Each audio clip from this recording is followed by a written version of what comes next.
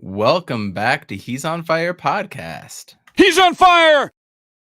I know the game is still technically going on. We've got like a minute and some left, a little bit less. Clock is winding down. We're taking a knee. But what a win. What a win, Arizona State. I mean, Maroon Monsoon. Crazy things happen in the desert in October. We're number 22. We're going to be moving up the ranks. This is a team that just beat Oregon, man.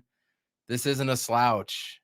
And we made them look like something they're not, man. We really did. You look at the team stats. How many yards we held them to rushing? 13. 13 to 255. That's a recipe for success. They did have 356 yards passing, but a lot of outlets have said that Stanford passing attack is going to be the best that we see all year. I don't know what to say. After the BYU game, I thought things were about to get bad, but they just seem to get better. I'm excited for the Devils. I'm excited for my man Jayyy to come join me. We're going to talk all things ASU.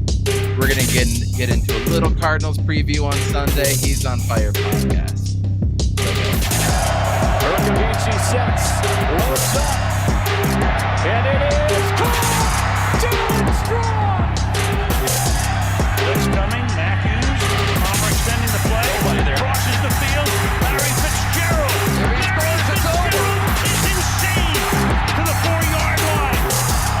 Crowder looking, throws it alley. Oh! He puts it down! He puts it down!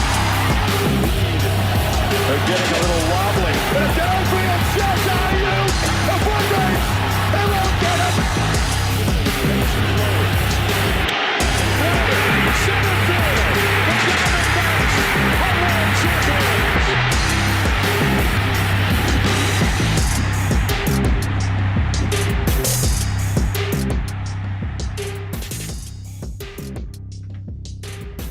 Always a good day to be a Devil when we get that juicy W. I am in love with it today. I mean, it wasn't the best. You know, there's things we could work on. We looked damn near unstoppable in that first half.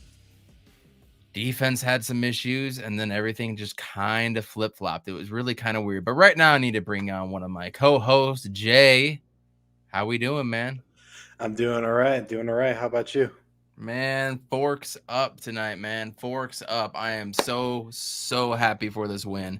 It's been a real crazy couple of weeks, so I just got to relax, enjoy some adult beverages, you know? What did you do tonight for the game? Did you just kick back, relax a little bit, taking care of the kid? I just sat around, got home kind of early today, ran to the store, got myself some A&W cream soda, 0 sugar, you know? Attaboy. Yeah, so just relaxing, you know. Attaboy. So thank you so much for joining me tonight, Jayyy. Everybody go ahead and hit the like button on YouTube. Share this out, please. Go on our Anchor, Apple Podcasts, Spotify accounts. Give us a thumbs up, a 5-star review. We truly appreciate it. We did officially get our very first donation. We got a $10 a month donation from somebody, whoever you are. Thank you very much. We really appreciate you. Been getting a little money from the sponsorship. I think we got like 18 cents so far, something like that. But you got to start somewhere. But I'm very appreciative of our sponsors. But tonight's game, dude, what stood out to you the most? It was a really outside of that dope hook and ladder interception. What stood out to you in the game, by the way? Might be the play of the year in college football too.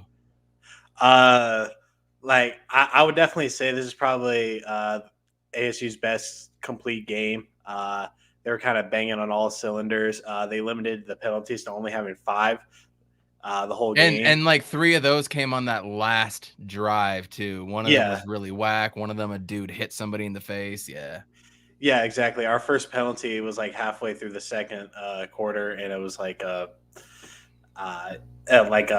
legal rotation. I think ASU played a really good game. I have my gripes with Stanford just because of family stuff.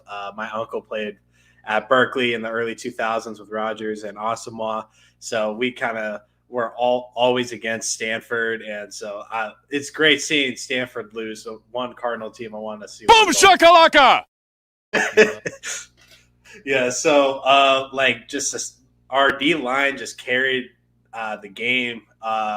They really did. I think they had about like 5 sacks in total. I'm still worried about the secondary. They're just getting beat a lot. Who is the tight end for Stanford? Yursek? Yeah, you're a sec, dude. I mean, every tight end just seems to be going off like over 100 yards against us. But I mean, when your DBs are 6'1", and they've got 6'4", 5, 6 across the line, it's gonna happen. But at the same time, when you get 3 interceptions in a game and you hold the team to 10, are you nitpicking, or are you okay with having 400 yards of offense or something like that? You know what I mean? Like, you get 3 interceptions, you get a pick 6, you hold them to 10 yards, you give up 350 yards. I mean, I'll give up 350 all day. You know what I mean? It's like a parent teacher conference, just as a teacher, you're supposed to say positive about the kid, but then roll in the negative real quick, then top it off with but he's a great kid, very smart. But it's like, it's just, the secondary was just being blown a lot. They start with zone, then they just switch to man real quick, and then they were just blowing it. Yursek made some amazing catches. He had no business. He really did catching a lot of those passes. 118 yards for a tight end, like good shit on his end. He was balling out.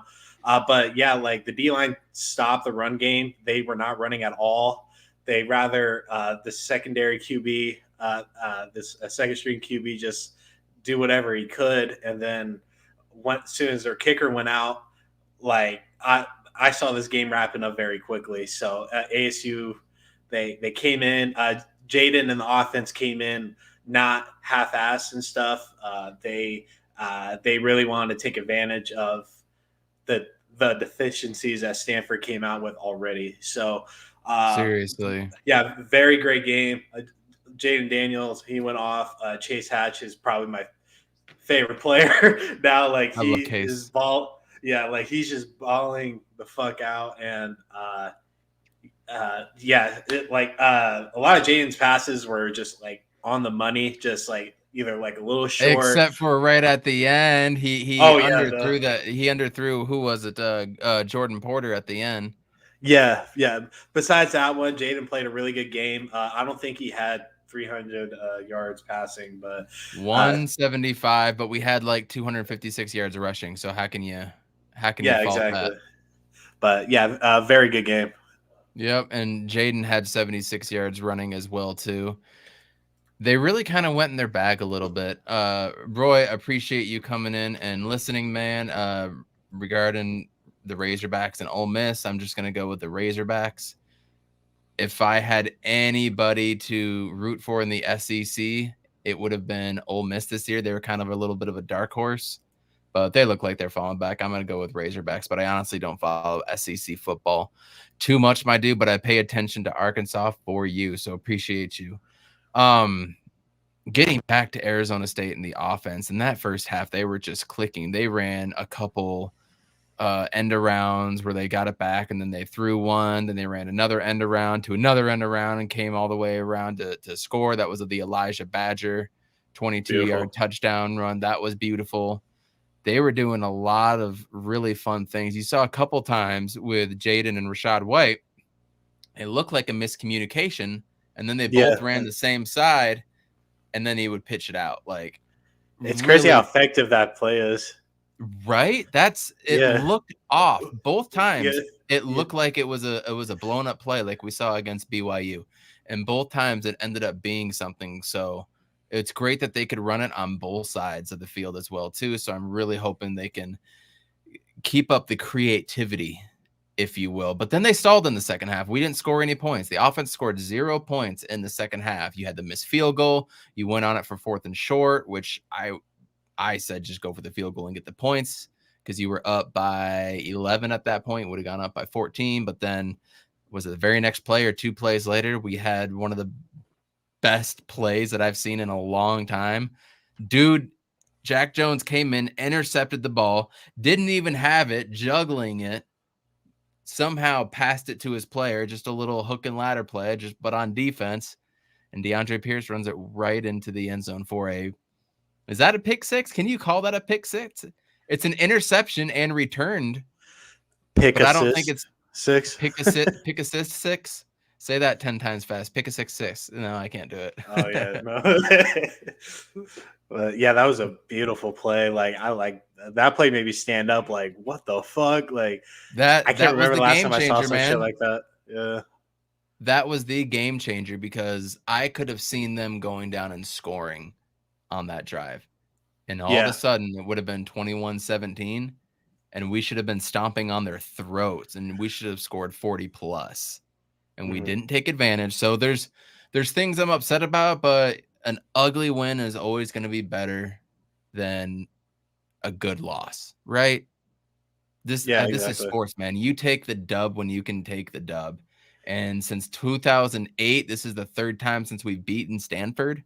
Granted, there was 2 years we didn't play them in there, but I remember games against Stanford when they would just blow ASU up. They would just manhandle us 4 or 5 yards a run. They would get 250 yards rushing. We were the team that was driving before the end of the half and would throw the interception. So it's a nice kind of shakeup for the Sun Devils. Now, personally, I'm nervous as fuck for the Utah game. I live in Utah. My wife went to Utah. Whole family went to Utah. All I'm gonna see is this, or I guess it's this. This is the U. I don't know which one's which. Either way, I'm gonna be seeing nothing but that coming up. It's gonna be a little nerve-wracking for me. I don't think I'm gonna be going to the game. Me and my wife have made the decision. We're just gonna stay away during COVID right now, and that's okay. It's disappointing, but it is what it is. I'm really, really nervous for the Utah game, but Utah's got a big matchup against USC coming up. They play at USC next week, or tomorrow night, excuse me, at 6 o'clock my time, 5 o'clock local Valley time, and they got to handle business if they want any type of shot in the Pac-12 South. This is a big game for both teams. If either of these teams lose, I think it's kind of over for them because I don't think either team's that good. So you need to run the table the rest of the time. USC already has one loss in the Pac-12. Utah doesn't have a loss yet, but they had 2 out of conference losses that were really bad that lead you to believe that they're going to lose some. Roy, I think I will probably go to a Jazz game when they play the Jazz here. I would really like to go. I mean, barring, schedules and things along those lines. So that would be a lot of fun. I'd really love to go to a pro sports game. It's been so long. Jay, when was the last time you went to a game of any kind, of any sports game? So last year during the finals run, they had like an open arena just watch party. Me and my girl went and we just watched game 3. But the last Suns game I went to, you remember George King from a couple years ago out of Colorado? He was a rookie. Of course. Yeah, Yes. of course. So I used to work at a Asian cuisine place called Tokyo Joe's. They're from Colorado. So we have a few places here in Arizona, and I worked at one of them. And George King was a regular. And I was always really I was always really friendly to him, and he was a really nice guy. And I got to know him pretty well. And then he invited me to a good handful of games, and like he took me backstage. I'll send you some pictures, Coach. And I met Mikkel when he was first coming in. When Jimmer was there, like I practically met the whole crew besides Booker and Aiden, but. Shout out George King. He made the Clippers roster. Happy for him. But yeah, he always did numbers on ASU. So of course I remember that. That's cool that you got to do that though. I used to work at P.F. Chang's in Arizona. I'm talking like back in 2005, 2006, and wow. Former Phoenix Sun great Jake Sakalitis came in a couple times, and he was a pretty good tipper. I got to serve Luis Gonzalez of the D-backs back then. And he tipped me like $100, and I see Chad Ochocinco going out there and tipping like $1,000. So now I'm just kind of like, come on, Luis. You could have afforded $1,000 to a college kid that needed it, but no, yeah, I feel you. Going back to, yeah, I know I hate Jimmer too. Everybody hates Jimmer, but that man when he played in college was must see TV. Fucking go. He was must see TV. Like I didn't even hate him back then. I liked the dude back then. But no, I feel you, Roy. Going back to the Sun Devils and what happened with this game, it's weird. It's frustrating. It's typical ASU football. Shotgun, running it on 4th and inches, missing a field goal or not going for it, and then they lose that. Giving up all these pass yards, then trying to go for the long bomb with 5 minutes to go in the game when we should just run it down their damn throats. It's 3rd and 3. We've done 3 straight passes, and we don't get a first down with 7 minutes to go, I think it was. Like, there was a lot of weird shit in this game, but we won. Sun Devils are 5-1, number 22 in the country, guaranteed to shoot up next week. Man, and there's so many good games. I don't know if you watch a lot of college football on Saturdays, but tomorrow is going to be one of the first days I can finally chill and do absolutely nothing. Yeah. And I'm going to be watching some Michigan, Nebraska. I'm going to be watching the Red River rivalry. There is a lot of games going down, man. There is a lot of good games. So I'm looking forward to it. It's really weird to comment on this game just because of the stellar first half, dude. Stellar, perfect play calling first half, right? We've seen Cliff Kingsbury of the Cardinals do some stellar halves. Last week was the first week we saw him do like a full week, right? Or a full game. Like a full game. Yeah. And so this was kind of it. Like to a point, we got the dub and the defense stepped up. The defense just seems to stuck the first 2 or 3 drives, man. No matter what, like UCLA did it to us, Stanford did it to us, right? And now the defense is stepping up. It's great to watch. The evolution of this defense is wonderful to watch. Who knows what it could have been if Jermaine Lole, our star defensive lineman, didn't go down. I really hope he gets better. They said at the beginning of the year there was a chance he could come back. I haven't seen any reports of that happening, but the defense is playing really well. Chase Lucas got injured and then he went out, but I don't know if Chase Lucas has been all that great to begin with. But again, we outgained them 430 to 369. Literally every single one of their drives, except for one, ended in ASU territory. How weird is that just to begin with, right? That's just super weird. So many 4th and 1, 4th and 5 stops, interceptions, they had 3 turnovers. Chip Trainum had 1. And I wonder what happened to Tripp. We didn't see him the rest of the game. We didn't see him from the 3rd quarter on. Maybe they thought it was icing on the cake and they didn't need him. I don't know what it was, but I hope Chip's okay. I hope he comes back. He had 9 rushes today. Let me get back over to the stats. Yeah, he had 9 rushes for 50 yards. And again, we just look different when Chip is playing. Rashad White had 13 for 96 and a touch. Jaden Daniels had that nice 51-yard touchdown to open up for the Sun Devils. That looked easy. Elijah Badger had his. We covered that. You saw Nagata getting there. Curtis Hodges again. Tight end. 4 receptions, 76 yards. Ricky Pearsall only 2 for 17. LV Bunkley Shelton 4 for 37. And man, I wish Arizona State. I wish ESPN would put up defensive statistics for college football. I know. I was trying to look, and nothing was coming up.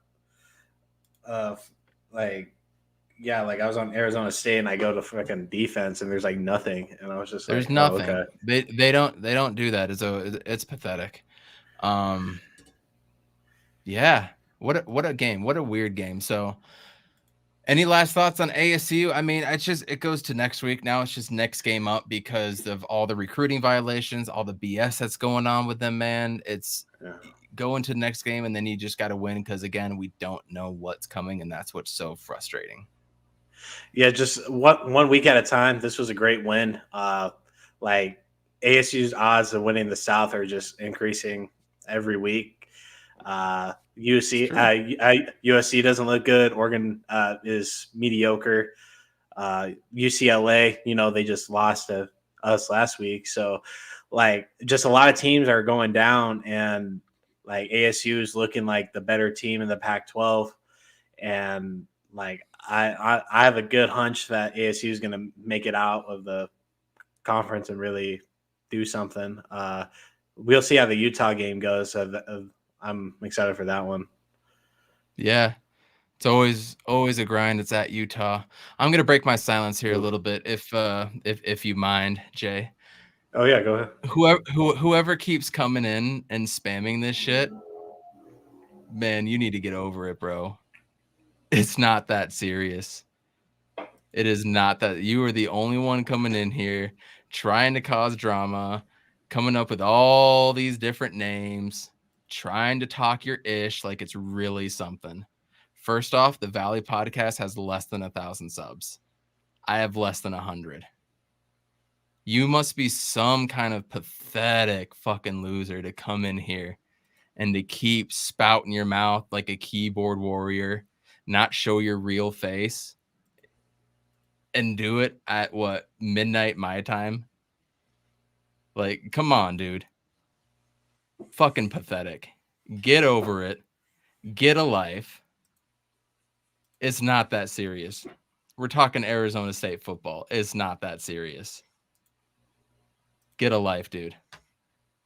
We need to talk about some Arizona Cardinals football stuff because I went on 49ers Cutback with them boys, and you guys need to check them out at 49ers Cutback on Twitter. They're on YouTube. Actually, really good guys. Very grounded. They know what's going on.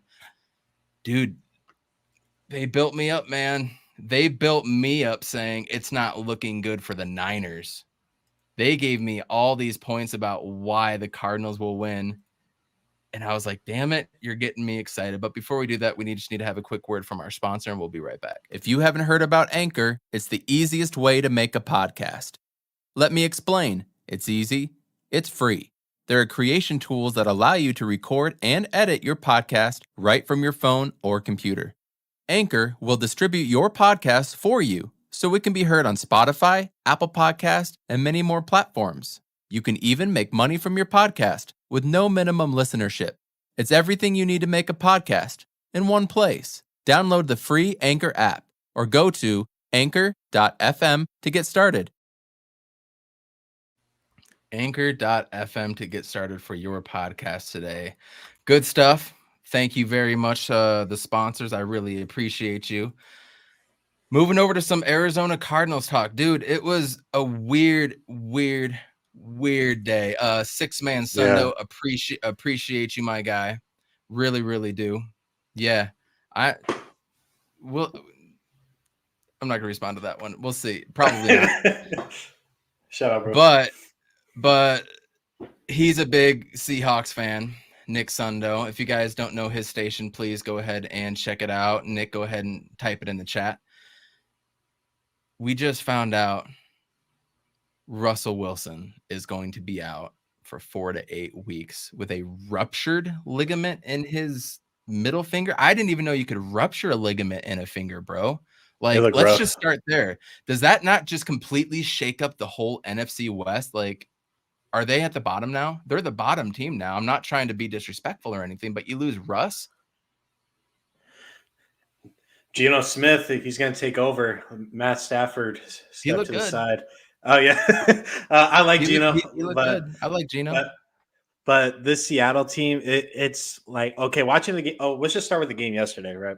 So I'm watching it, and I have a few like takeaways from that game yesterday. I think we overrated the Rams a lot. I don't think we weren't the Rams, yes, but Sean McVay, I think we were all kind of trusting in as opposed to overrating them. Correct.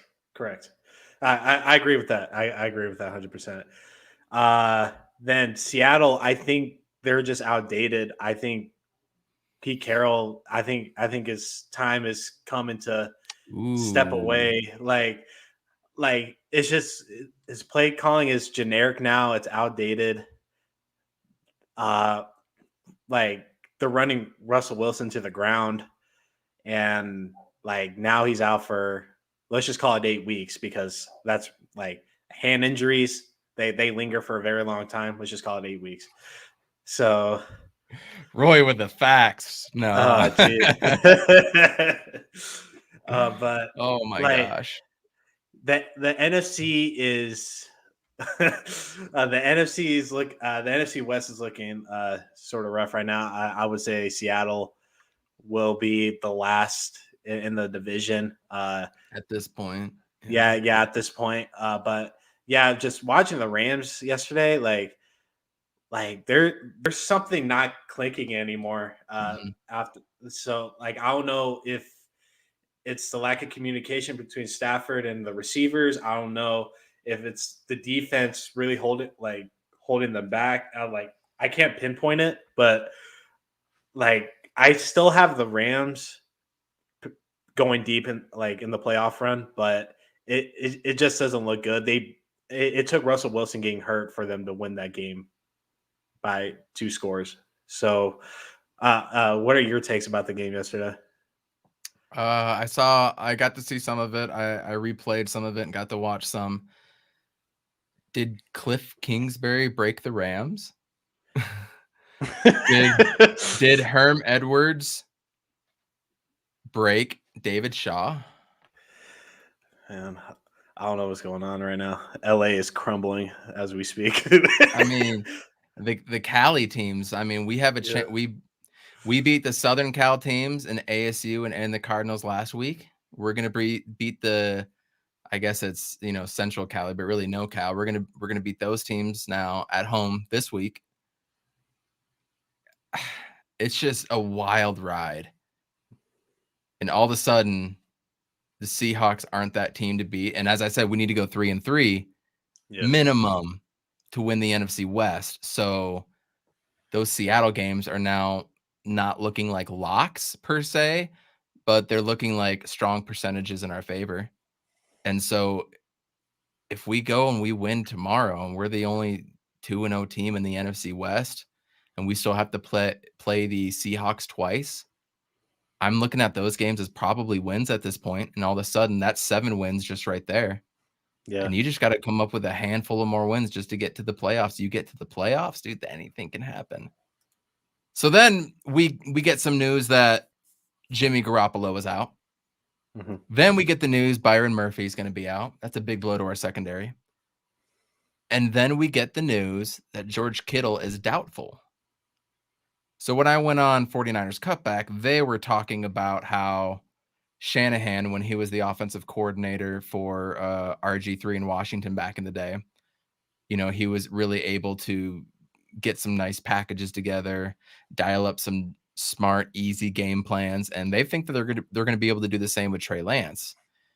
Now, I'll go on the record again, and I'll say that I am a little bit worried about this game because of Trey Lance, and not, his talent is there. Everybody can see the talent, right? He's electric, all that stuff, but it's just the unknown, right?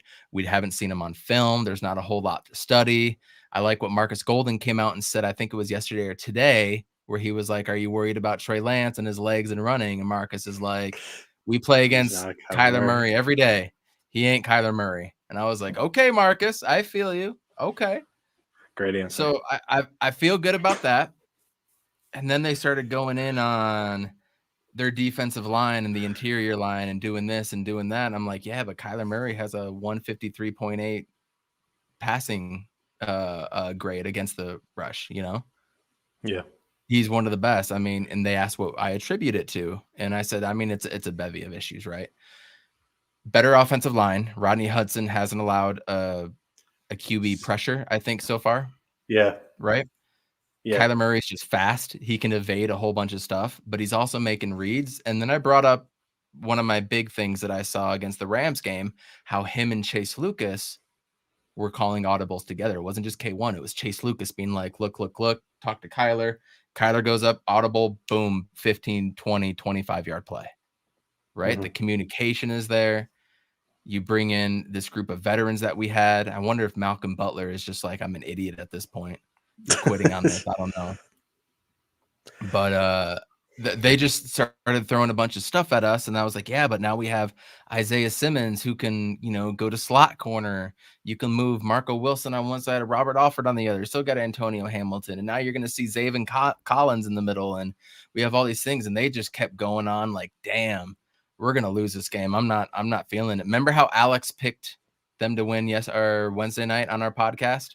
Yeah, He's like, I'm not feeling too good, but we got a little bet going on, so I'm hoping that we can pull it off. Roy, I hate calling MVPs so early this year. We saw what happened with Russ last year, the first 4 or 5 games, right? And I then was we just about took to it from say, him. Yeah. So I hate calling it, but this might be a special season for him. yeah. This might be. I don't know. You just got to play the games, man, one by one. I mean, no one's touching him. Like, no one's like sacking him or anything like that. As long as he avoids 9 getting sacks hit. through 4 or 5 games. Yeah.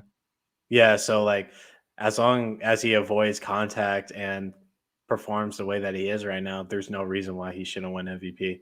I know it's like really early, but like he's looking better than everybody right now. So, yeah. I just want to see us rush the hell out of Trey Lance and maybe have an Isaiah Simmons spy or something. I want to get him into pressure situations. I want to see some man all the way around, then switch up to some zone. But they've been doing a really good job of being able to go into halftime, come out and make adjustments. You know what I mean? So I'm feeling good about it. I'm feeling positive. I don't want to get too high. I do want to pump my own brakes. They kind of pumped me up for a win.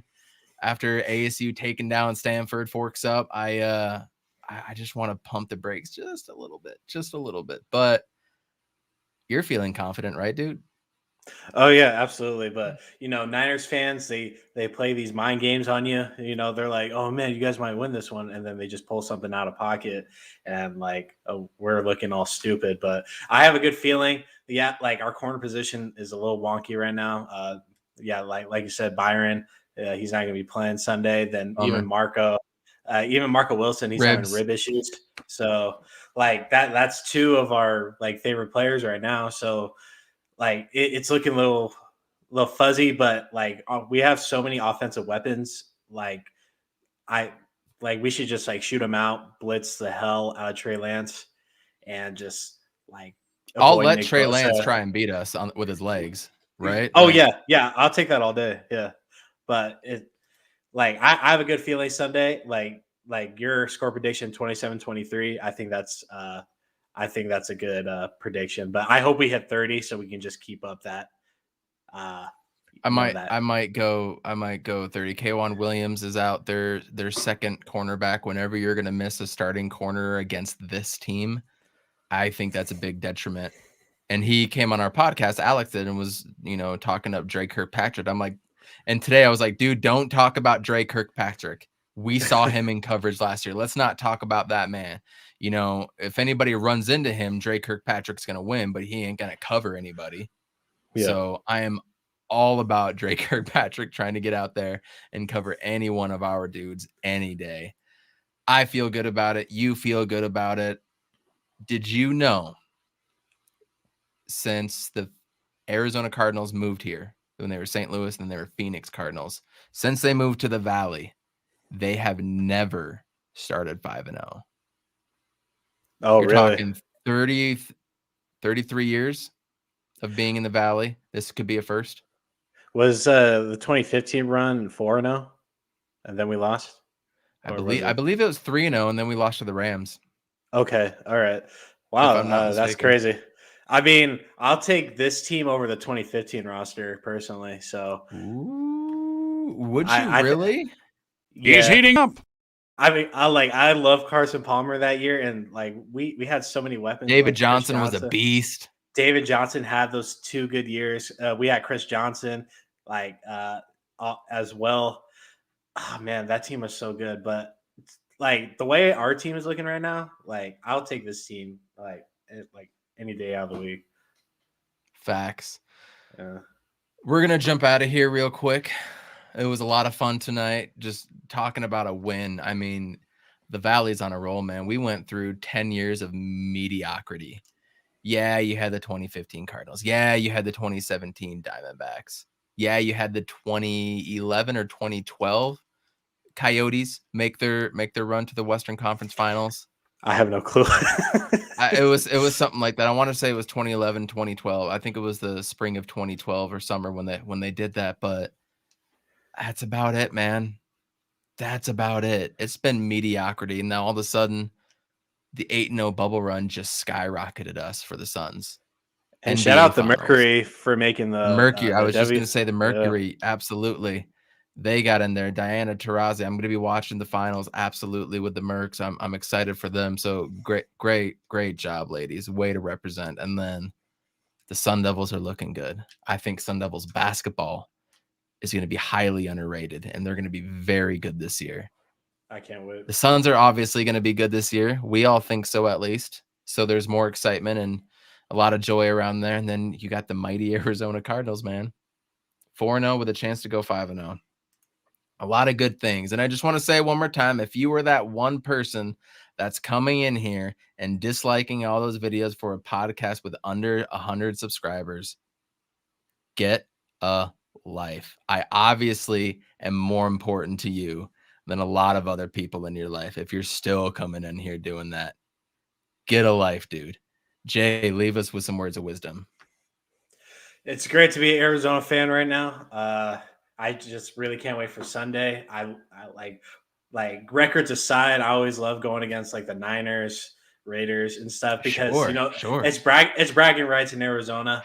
I have coworkers that are Niner fans, Raiders fans. I love talking my shit, and a lot of them have been quiet recently because of how good the Cardinals have been. So I'm hoping for a 5-0 Sunday. ASU had a great win tonight. Can't wait for the Utah game next week. Please support the WNBA, Phoenix Mercury. Like Chris Paul's been doing a good job with trying to get some promotion going for them. Like they're balling out, and this might be Taurasi's last year. So let's it's great to be an Arizona sports fan right now. So let's rep them. Let's rep them. Yeah, let's rep them while everybody's good right now. Like I'm not a baseball guy. I saw the Yankees Red Sox game the other day. That was a pretty good game. But never heard of him. Never heard of him. But yeah, just it's a great time for sports right now, and I'm glad that I'm doing this podcast talking about it because like the only time I was able to talk about sports is when I was in high school, sitting at the lunch table having ESPN debates with my buddies and making wild takes and putting together March Madness brackets and stuff. And I haven't been able to do that ever since I graduated back in 2018. So it's just great just talking about sports with you, Evan. And it's just great being an Arizona fan, like I said. Dude, big things are coming. Hashtag we are the Valley. Hashtag go Devils.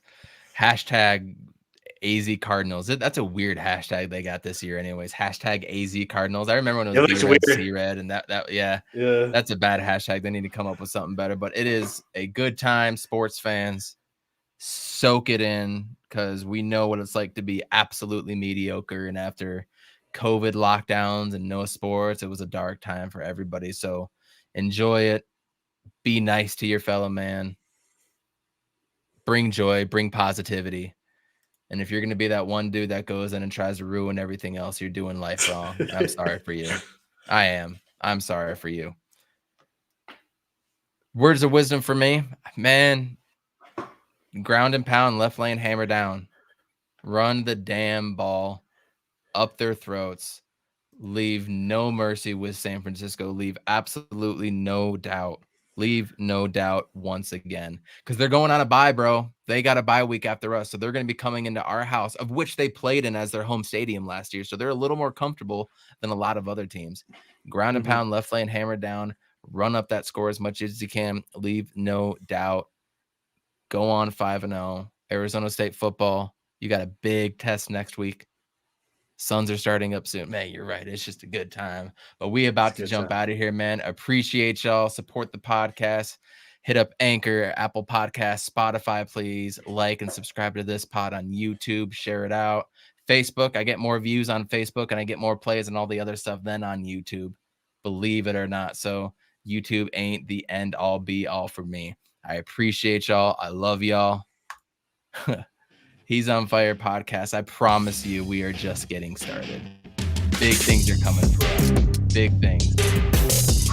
What a win. Arizona State 28, Stanford 10. Let's go. Urkavici sets, looks up, and it is caught! Down strong! Blitz coming, Matthews, Palmer extending the play, crosses the field, Larry Fitzgerald. If he scores, it's over. It's insane to the 4-yard line. Crowder looking, throws it alley. Oh! He puts it down! He puts it down! They're getting a little wobbly. The downfield shot, ASU. A foot race. They won't get it. Center field. The Diamondbacks are world champions.